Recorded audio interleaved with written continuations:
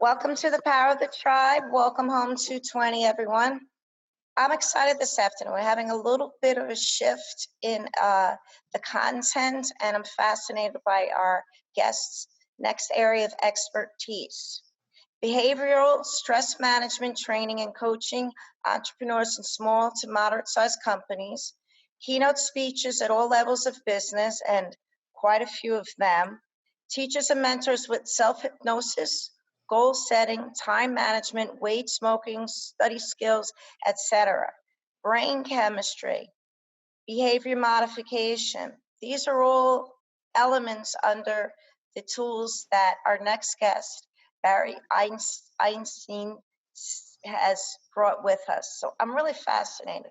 Barry, good afternoon. Good to be with you and everyone. Hello. Oh, good. Happy New Year. Yeah, same to you. Make it a good one. So Barry, being said, and so, oh, by the way, guys, Barry was born in Brooklyn and moved to California too. So obviously we've bonded. So to a fellow who's made the journey across the country, I'm thrilled you're here today. I still have the Conestoga wagon in which I traveled. So, okay, Barrett, so you really, you bring healing to people and you get them to shift and leave behaviors that are sabotaging their lives in places that they might not have been able to get relief. So tell us a little bit about what you do. What I do is, I wouldn't call it healing, but I think people experience it in their own ways. It is about shifting perspective and asking yourself, what do I want instead? And that's a good place to start. Very few people have the vision looking forward, and as a result get stuck in the past, looking in the rearview mirror without their eyes on the road. So I just have a little clarification where people kind of come up with goals that are meaningful. And through the use of hypnosis, I got involved with that when I played semi-pro baseball. There was a coach that had some ideas that seemed to work really well. And when I went back to college after not making the grade in baseball, I picked up information there and started doing a lot of things with hypnosis and behavior modification. So I'm not a therapist. So up to that line, which I don't cross, I've done, really a gazillion seminars and worked with hundreds of thousands of people in small and large groups as well, in about habit change. It's about the neuroscience of changing habits and attitudes and developing peak performance on demand.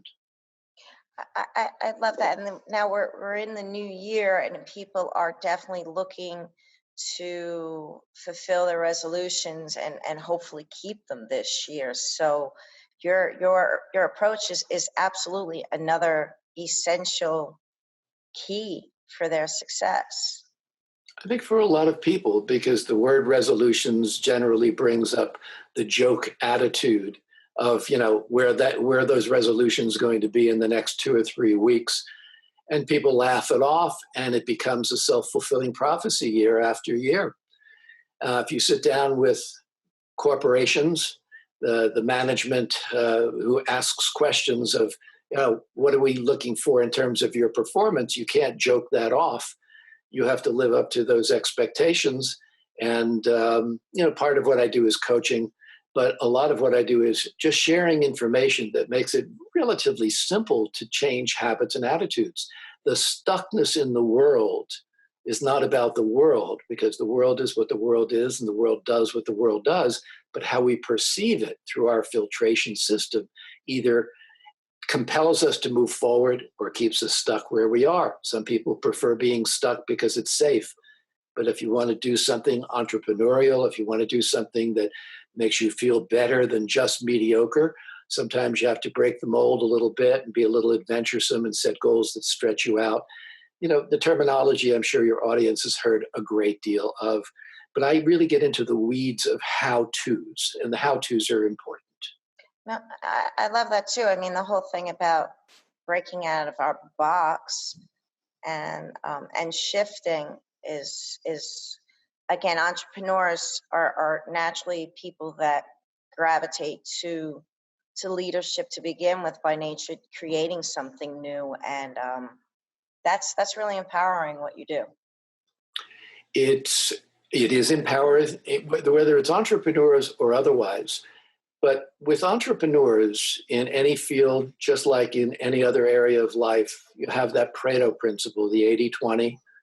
20% of people have their lights on. They make things happen. A larger percentage of people watch them happen. And unfortunately, a far greater percentage of people don't know what the hell is going on at any given point in time.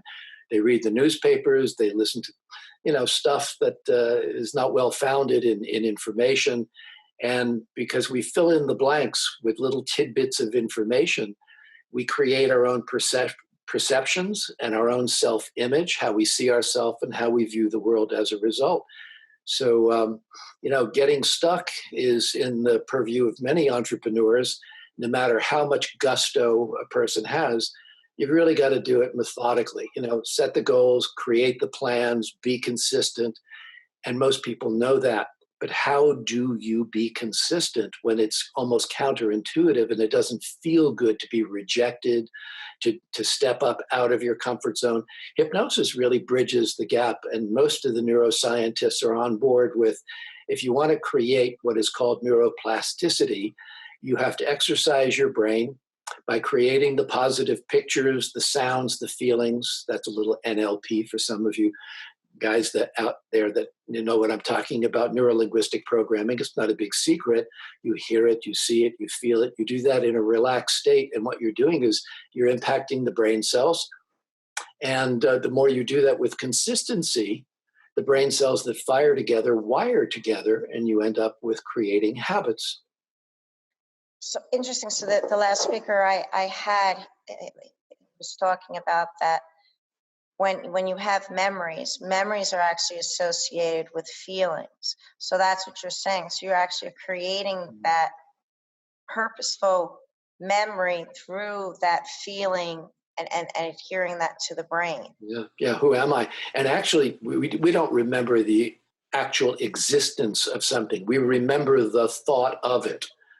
So there is a perception that is involved. So people seeing things at the same time, witness accounts as an example, will vary wildly because of how we see things. There's always a personal bias in how we interpret our world.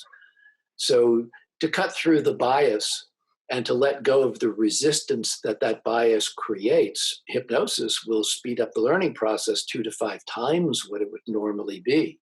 Because you're not fighting with thinking about the memory. You're thinking forward in terms of what you want. And you become what you think about. Thoughts are things. That's really powerful and exciting and freeing. Wow. It can be if it's used with any consistency.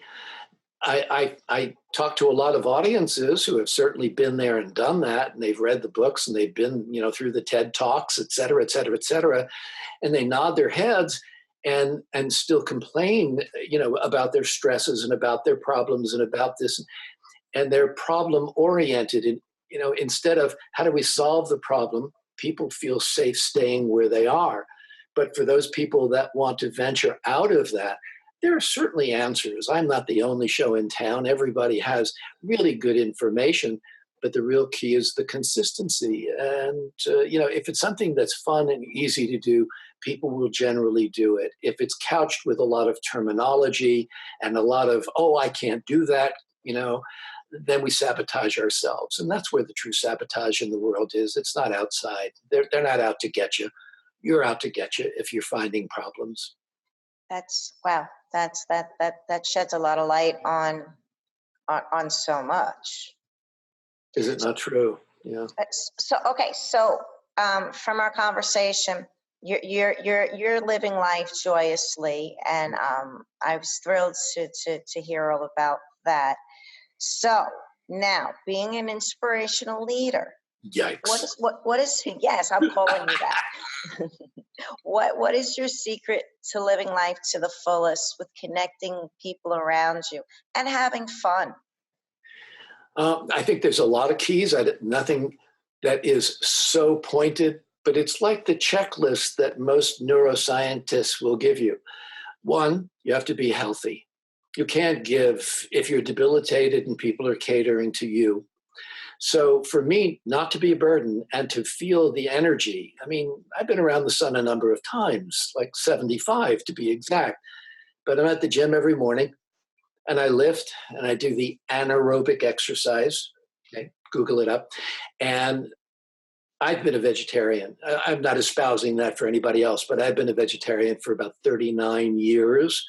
And I compensate with, protein and the aminos and all of that. So I've done a little bit of information, doesn't take a lot, but I eat well and I exercise. I'm constantly learning something. I'm now learning to play the harmonica, um, because it's not something that comes, easy to me, but there's always something that's going on. I read a lot and I'm engaged with people all the time. It's the nature of my business, contacting companies saying, hey, would you like a speaker to address your Salesforce or your management retreat or whatever it may be? And I get a lot of referrals because I have been around and people understand what I do. So I'm always engaged with people. And I think for the entrepreneurs that are listening to what I'm talking about, I don't think there's any shortcuts. I think you have to do the work. You have to prospect. You have to make contacts. You have to do it graciously. And you have to do it with a smile on your face. And instead of looking at as business, you look at it as building relationships. You're finding friends. They don't have to be lifelong, heart to heart, tell all my worldly secrets to, but they have to be warm, or else it's really not worth it. If you're forcing yourself, you got to just take a breath and relax a little bit. Don't take yourself so seriously and just be who you are. And if it doesn't work, what do I need to do the next time that could be better perceived? So, I do those things and my business just evolved at the time that I started it 48 years ago to where it is today.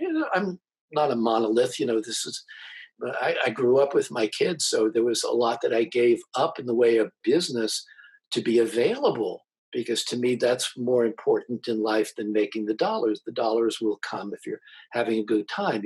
Life is fun, and how you score it in business of the dollars that you make, the service that you're creating.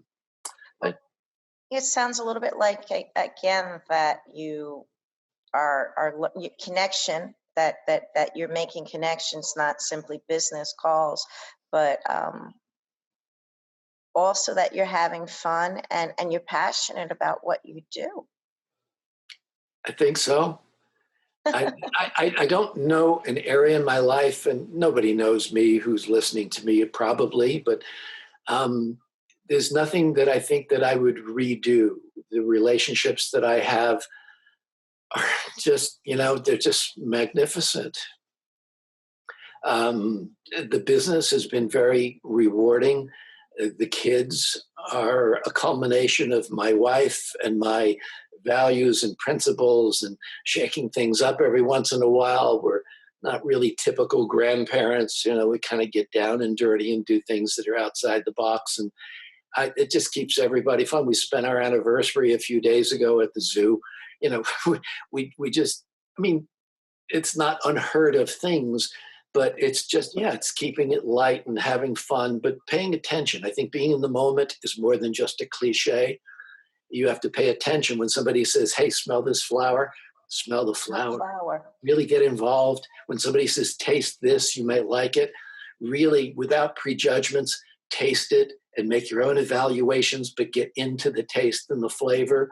When somebody says, here's a referral for you, I call up saying, I can't wait to meet this person because they come, referred by someone. And there's value here. We're talking relationships. People are the biggest asset that you can have in your life. Living alone it's got to suck. You do stupid things when you do things out of reacting, but to respond accordingly means more that you're present. And it's taken a lot of years to recognize that too. Well, wasn't there a study done by Harvard on rats, and that the rats that were isolated so much of humans needing to be in contact and with community were the ones that suffered Mhm. depression and from that. I don't know if I'm quoting it Not correctly. just rats. Take a look at any assisted living, organization, any place you move into. They want people to be connected. They want them to have meals together, not in their room for their own convenience. Because when you hole up, you get isolated. Walls go up. You have nobody to talk to. Your thoughts become so overwhelming if you're not expressing yourself, if you're not listening, if you're not showing and creating empathy. I mean, all of those things are important. So, yeah, involvement. I love it. I love it connecting, especially the new year here. So, okay, so if your message, and I know this, what would be your message to the world? Ooh, well, world, um, follow for people that I deal with in coaching, especially, and they say I'm not quite sure what I need to do. There's some good studies that show if you follow what you're good at, not your passions necessarily. Passions are good to have, but when you get into the trenches, sometimes your passion can really wear thin. So studies have shown if you follow your talents and you show that you're really good at something, you become the go-to person. You feel good about yourself and you share a whole lot easier. Follow your talents. Hopefully they're your passions at the same time. Be as healthy as you can. Don't make excuses for yourself in terms of either exercise or eating. The book is not closed. If you're still listening to me or to you or to your friends, you have an opportunity to be the better person, take the higher road. I know it's all cliche-ish, but in the short time that we have, I mean, people can go to my website, you'll get some ideas. It's barryeisen.com if you don't mind. And compare, listen to TED Talks, get on the podcasts. There's a lot of really, really smart people who have good information, but even better than that, wisdom that they can share. And sometimes you've heard something for the 20th time, but the 21st time it makes sense because the timing in your life allows you to be more open. So, my message would be there's a lot of information around us. Just listen to it. You don't have to buy into it, but at least become more broadened in perspective, because then you have more choices. And when you have more options, your life is freer. And I think you're the better person for it. I love that. Okay. So we are not only days in to a new year, but a new decade. What's in store this year? You just celebrated your 40th anniversary. Yeah. Congratulations. That's Thanks. beyond fabulous. What else you want? What else you want to do this year? What do you want to do? Yeah, we'll travel a little bit more, but we've done a lot of that, and that's always fun. Takes you out of your element. I want to be as involved with my grandkids, especially, and my daughters and their guys, because it's a great club that we've put together. Yeah. Oh, I'm kind of mushy. yeah. It's doing really more of the same. This is a life that I've chosen a long time ago, and I have not seen a reason to really make any changes in it. Um, just meeting more people in what I do is fun. Getting up in front of audiences, and it used to, in the beginning stages, it was about ego, and it's not now. I don't feel that at all involved with what I do, but I think it's our responsibility, at least it's mine, with information that I have that can really help people sleep and control their energies and just do things better. It's my responsibility to pass it along. It's not just my family, but it's the planet that's really at stake. And we have a very contentious society.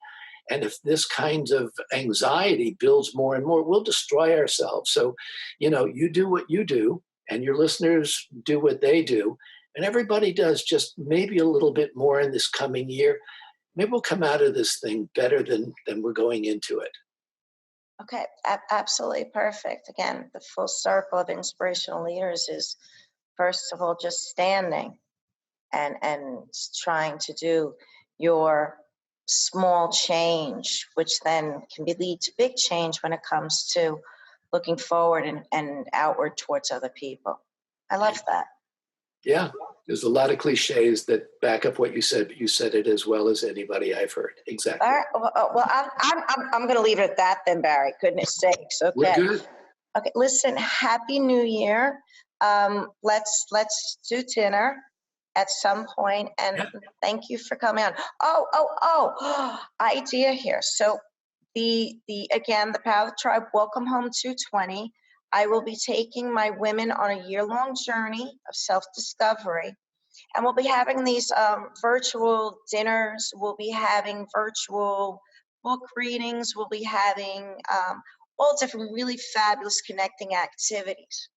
Do you want to come do something virtual and come visit us one of the times in the Absolutely, without reservation. You just tell me the where and the when and the how, and I would love to share what I do. And if it was interactive, it would be even better.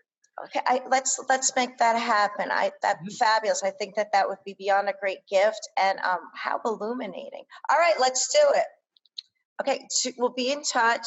Thank you again. Congratulations again on the anniversary, and I will see you soon. If anybody wants to contact me, do it. Phone, email, whatever. I will always make time for people who have questions, and I may have questions for them as well. It's not like I'm, coming from that position. But thank you for having me, and I hope this made a difference in somebody's world out there. It did. You're fabulous, Barry. See you soon.